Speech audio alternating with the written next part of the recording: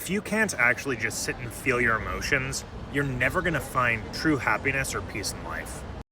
My dad died when I was 7, and for the majority of my life, I wasn't able to actually feel it. I was emotional, very emotional kid, but I couldn't actually feel what those emotions were or properly process through them, as most kids who go through trauma can't.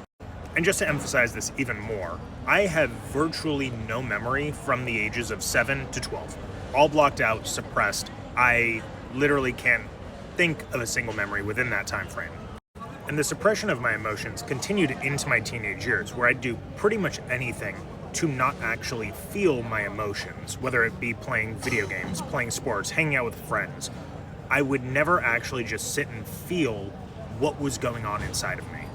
And it's not like those emotions just magically disappear. They always get brought to the surface in one way or another. For me, it was depression, it was bursts of anger, and it never seemed to go away until I actually started feeling my emotions and processing through them. And I'm not saying to sit and wallow in your emotions. That doesn't do any good either. But just be an observer of your emotions.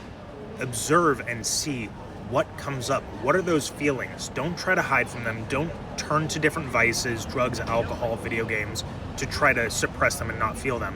Just be an observer. That's the first step to actually processing through the shit that you go through. Because once you can actually start to observe and feel those emotions, you can start to regulate them, understanding your triggers, what brings up episodes of depression or anxiety.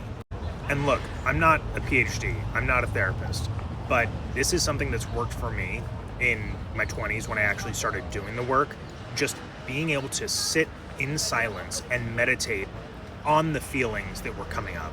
So stop turning to vices, stop trying to hide your emotions, and yes, I'm calling a lot of men out here, and start trying to regulate your emotions and feel them, because if you don't, they're going to come to the surface one way or another, and it's most likely going to be ugly.